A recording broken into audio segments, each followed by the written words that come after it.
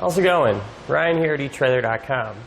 Today on our 2017 Ford Transit Connect, we're going to be taking a look at and showing you how to install the CURT Class II 1.25" trailer hitch receiver. Now with this hitch being a Class II and having that 1.25" by 1.25" opening, this would be one that would especially interest you if you already had 1.25" accessories. The hitch is going to have a reinforced collar for extra strength, and it's going to have the standard 1/2" size pinhole. Now I want to point out a pin and clip does not come included, but if you need one you can find it here at eTrailer. It's going to have plate style safety chain openings, which are going to be big enough to use just about any hook that you might have. Now when it comes to the appearance, this one is going to be the most hidden compared to some of the other hitches, and that's because of its smaller size. So if that appearance is most important to you and keeping it relatively hidden, this is going to be a good choice. As far as the hitch's weight capacities go, it's going to have a maximum gross tongue weight rating of 350 pounds. That's going to be the amount of weight pushing down on the hitch. That's going to work perfect for those 1 to 3 bike racks. As far as the maximum gross trailer weight rating goes, it's going to be 3,500 pounds, the amount of weight pulling on the hitch. So that's the weight of your trailer plus anything you might have on it. I do want to point out, it is always a good idea to check with your Transit's owner's manual to make sure you can pull that much weight.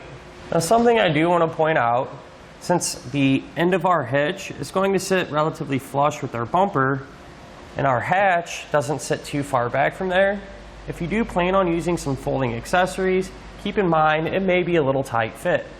Now I'm going to give you a couple of measurements, and you're going to use these to help figure out which hitch mounted accessories to get. From the ground to the top inside edge of the receiver tube opening, it's going to be about 11.5 inches. You're going to use that to figure out if you need to get a ball mount with either a drop or a rise. From the center of the hitch pinhole to the edge of the rear bumper, it's going to be about 2 inches. And you're going to use that measurement to figure out if any folding accessories you might have can be stored in the upright position without making contact with the bumper.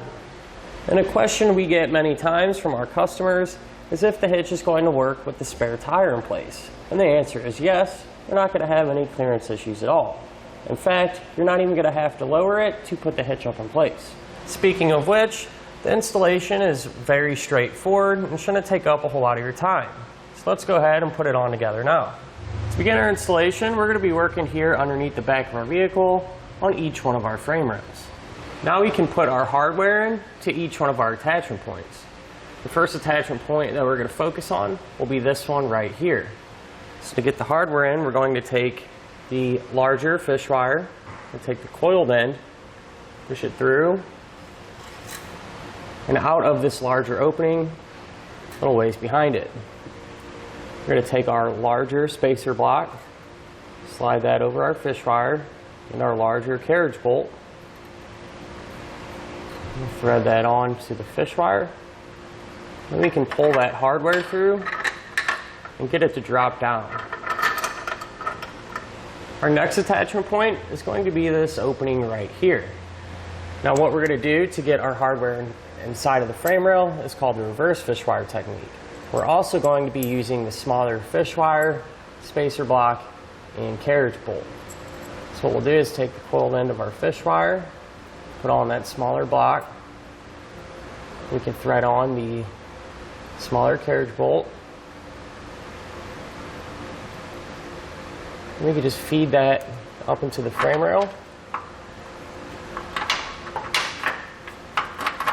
Let's shake it around and get it to drop down like that.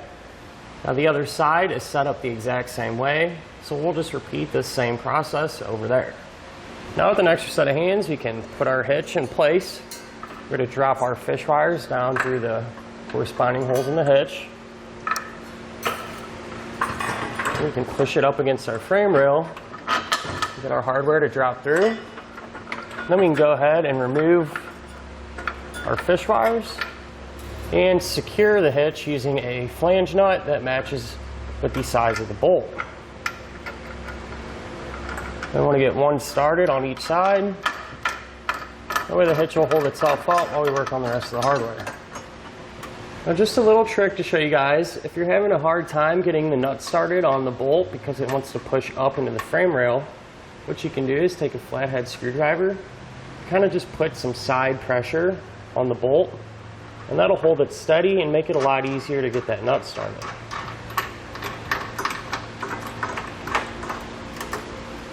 Now with everything in place and hand tight, we can go ahead and snug all of our hardware down.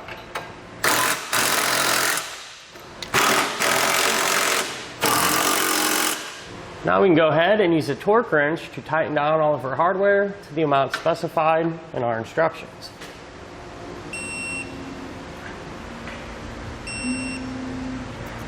And that'll finish up our look at and our installation of the CURT Class II trailer hitch receiver on our 2017 Ford Transit Connect.